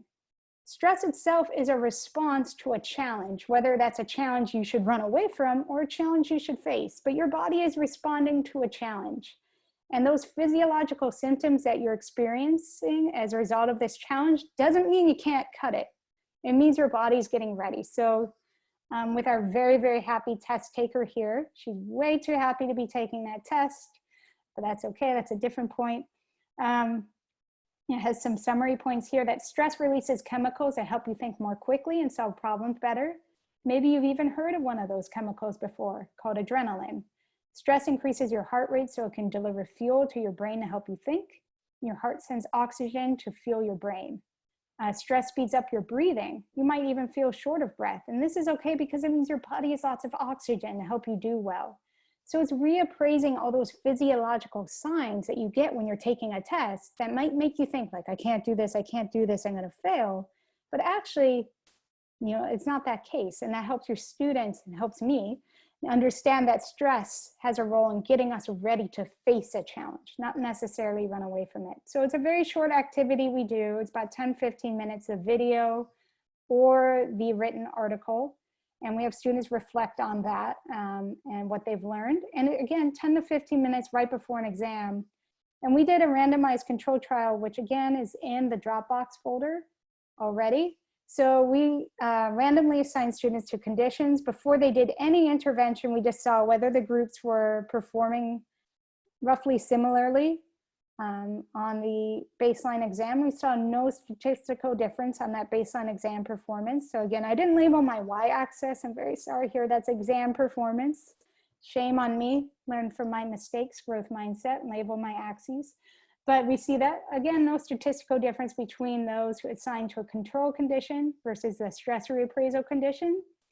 But for the second exam, we see that if students did this 10 to 15 minute stress reappraisal activity right before the exam versus that control condition, that actually led to a significant improvement in their second exam test scores. So we see that they did significantly better than those students assigned to the control condition. And it didn't teach them the content of the exam. I promise you, you can go read the article. I promise you it wasn't like the answer key. That's not what they didn't memorize it, like A, D, E, F, A, A. It wasn't that, it was stress reappraisal. It was the things that we were just talking about. And the reason why we think this worked, the theory, if you're familiar with psychology and working memory, is that you only have so much space in your verbal working memory. So that, you know, the word part, not the picture part, the word part.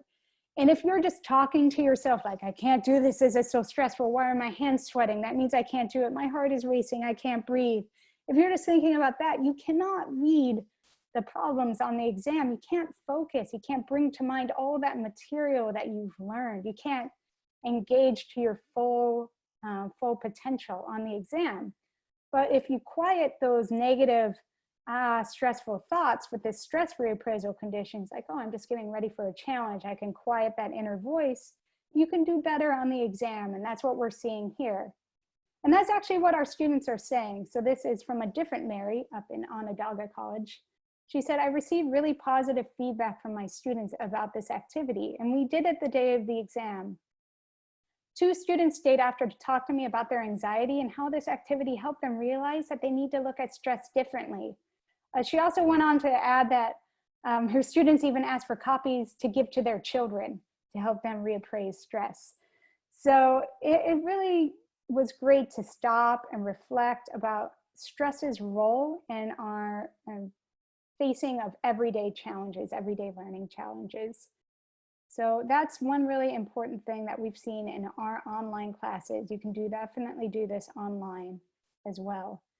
We also focus a lot on talking about learning skills and deeper learning strategies. So this is, again, connecting to students as learners during their learning journey.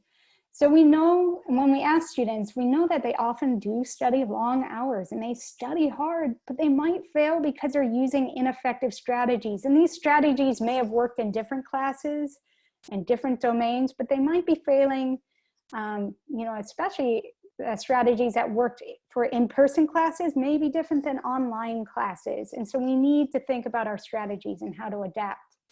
And many of our students, and even us as educators, like shallow learning strategies. And shallow learning strategies don't really help you learn, but they make you feel really confident about learning. I know when I reread my notes, I'm like, I remember writing that. I totally got this exam, no problem. I remember writing that at that day. And like, I remember how she wrote it on the blackboard. And, I just remember that so well. So of course I'll remember it when I come to the exam.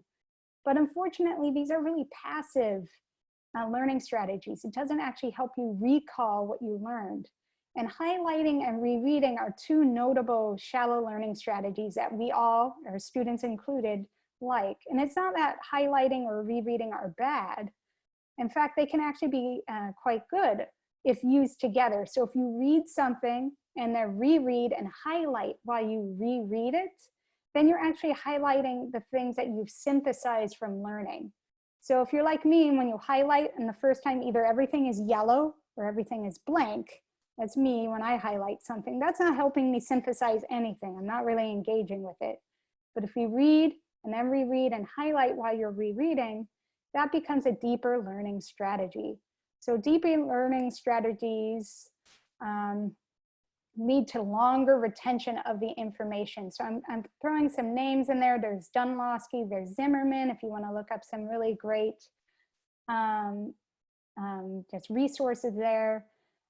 Self-regulated learners, Zimmerman talks a lot about this, and we actually embed this in our homework platform.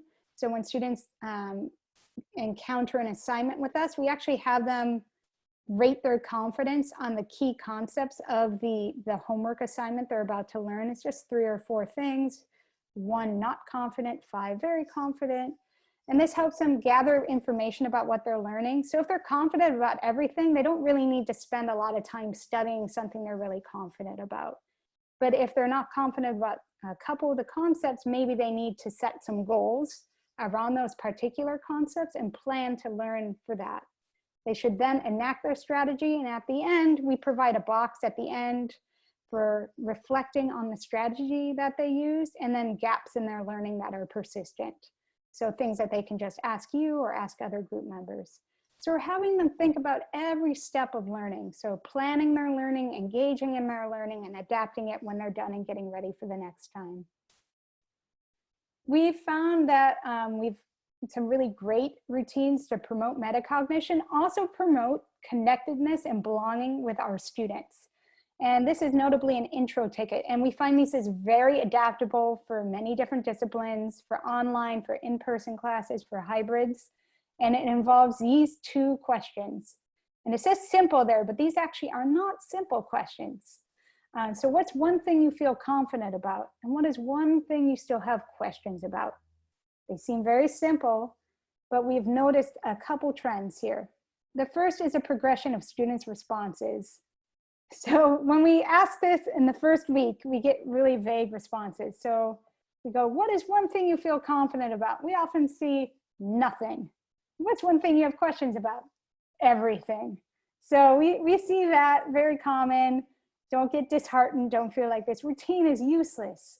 And it's actually a habit to get into metacognition. And it's a conversation that they may be unfamiliar with. It's a way of connecting with their instructor that they may have never done before.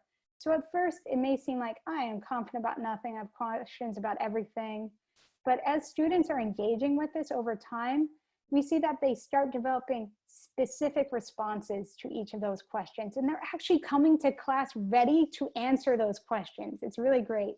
So they're like, I'm really confident about these things of this module, but I don't know why this formula is the way it is over here, why you have to do it this way. And so they'll come with very specific questions. And we find that the frequency of these tickets also changes as you progress through your academic term. So we begin with daily intro tickets, and again, that gets us in the habit of metacognition, the habit of having these kinds of conversations, again, which many of our students may never have had before. But once they're in this habit, we find that we do have to scale it back. Otherwise, they get really bored of this intro ticket. They don't really like it if it's every day all the time. So we either go weekly or just every module once you're in the habit of thinking about thinking and talking to you in this way. You could also do this at the end of the class or the end of a lesson of a module. So for some of you mentioned creating a kind of an FAQ for students within your syllabus. You can actually mine a lot of these responses, especially if it's in a Google survey, or in some other like polling feature where you could save it. You can think about what are some common misconceptions in this module. You could actually use what your students wrote. These are some common misconceptions, as my students have said. And so this, again, it's a great activity, simple, doesn't take much time, and reveals surprising information. And students come to class ready with their questions. And this actually can change and improve how you're teaching as well, because you're understanding what your students are feeling confident about and what they're having questions about. And you're connecting with students in a really, really new, wonderful way.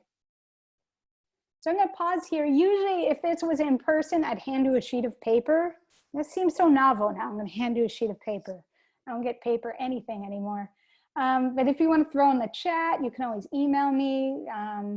You could tell us when you're unmiked, what's one thing you learned today?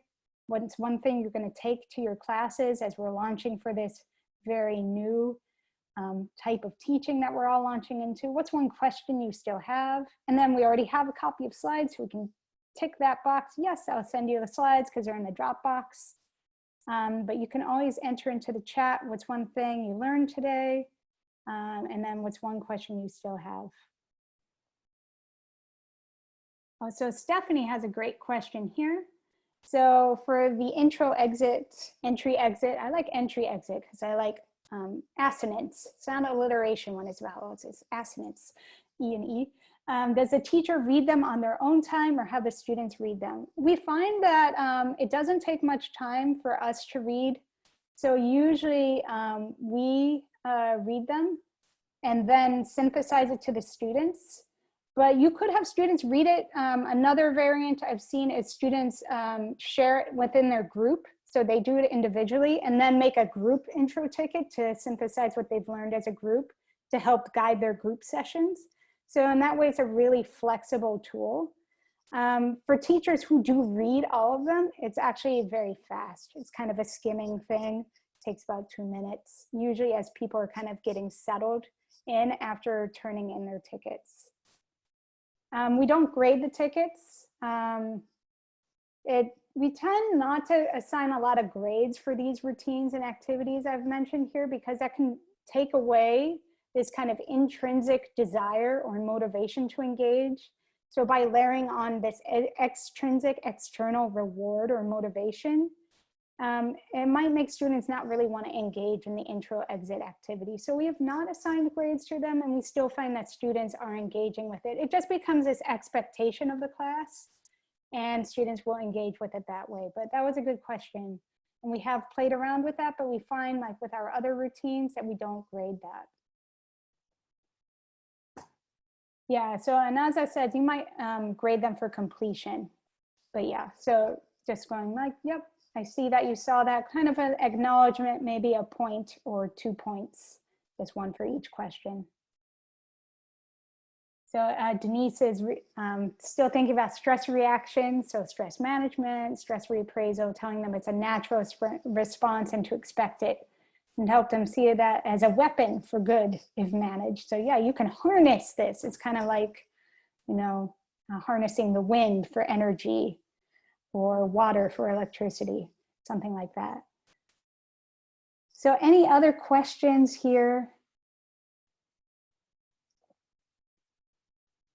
Some people sharing what they've learned as well, what they're taking back to their. Yeah, asynchronous, for the intro exit tickets for asynchronous learning, you could do it as part of kind of, so in our weekly things, we have a preparation assignment, a group session, and then an assignment at the end. So as part of preparation, it has readings. So you could do it before or after a reading, or even before they engage with the content so much, maybe reflection on what they previously learned. So you can make it its own node or assignment, either before or after they engage with an assignment. So that's another way to use an intro exit ticket. So thanks, Stephen. So yeah, Bill wonders what's especially helpful for co-requisite classes. And we find that some students are, the demarcation between kind of entry-level material and college material is pronounced, that the college material seems especially daunting or challenging, they might need extra scaffolds when you're engaging with them around the so-called college material. So if you're making switches a lot between, again, the entry level and the college level material, depending on your co-requisite. But I guess in general for co-requisite is that just being really mindful as students are entering into a challenge and helping them prepare and get ready for that. So thank you, Bill. So Susan, our brain article is not available to share. Our company is very private about IP, but if you go on perts.net or Mindset Works, or even look up Carol Dweck's video, you'll definitely see a lot of these brain articles and activities. Let's see.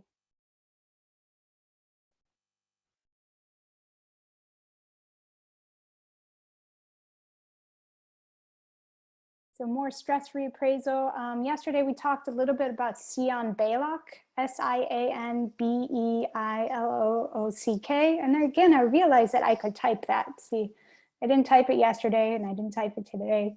I will learn from that. But there's a couple different ways to talk about stress. And I invite you to look up, again, Jeremy Jameson, who's in our Dropbox for Sian-Bailock, other stress management, mindfulness, meditation, different ways, and just being really sensitive that many of our students and us are facing even higher stress levels than usual. So it may seep into more aspects of our class than we expect. So thanks, Connie. It's very, very helpful there. I'm not familiar, Scott, with Carl Wyman materials on teaching and learning, but if anyone else is, please jump in. Oh, Susan sharing Joe Buller's research. Thank you so much. Yes, Joe Buller, I can't forget. She does a lot on growth mindset. I know Khan Academy and perts.net and Mindset Works, all other great resources there. Okay, any other questions as we're going through? I want to put up our website. So I'm going to put my email address here. Oh no. I think it's org. I have to actually look. I never type my own email address anymore.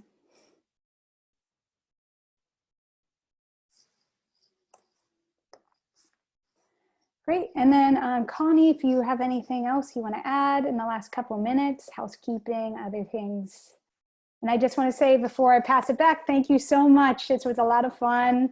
Great way to kick off my morning and get ready for the upcoming academic term. Thanks, Rachel. Can you go on to one more slide, I think? Yeah, so I just wanted to acknowledge one more time, Strong Start to Finish and Education Commission of the States for funding the work, and especially to Rachel for guest hosting this morning, getting up early, and her tiny little co-workers who did such a great job. So thanks, everybody. Be sure that you visit the Dropbox folder and let me know if there's anything you need, and I can look for some additional resources to drop in there. All right, so thanks, everybody. Have a great day and a great fall semester.